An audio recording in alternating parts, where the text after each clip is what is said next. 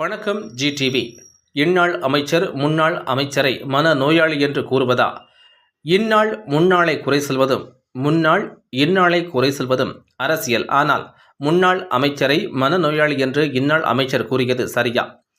கடந்த 2ஆம் தேதி திருச்சிக்கு வருகை தந்த பாரத பிரதமரை வரவேற்க லட்சக்கணக்கான பாஜக தொண்டர்கள் கூடியிருந்த நிலையில் 8000 பேர் மட்டுமே கலந்து கொண்டார்கள் என்று சட்டத்துறை அமைச்சர் திரு எஸ் ரகுபதி யாரை மனநோயாளி என்று கூறுகிறார் என்று தெரியவில்லை. 2ஆம் தேதி திருச்சியில் நடைபெற்ற கூட்டத்திற்கு பாரத பிரதமர் தமிழக முதலமைச்சரும் வருகை தந்த போது பாஜக தொண்டர்கள் மட்டுமே அதிகமாக தென்பட்டார்கள். திமுக தொண்டர்கள் வரவில்லை என்று சட்டத்துறை அமைச்சர் ஒப்புக்கொண்டுள்ளார். அதிலும் பாஜக தொண்டர்கள் 8000 பேர் மட்டுமே வந்ததாக சொல்கின்ற அமைச்சர் முன்னாள் அமைச்சரை மனநோயாளி என்று பத்திரிகை சந்திப்பில் கூறலாமா? அரசியல் நாகரிகம் இதுதானா?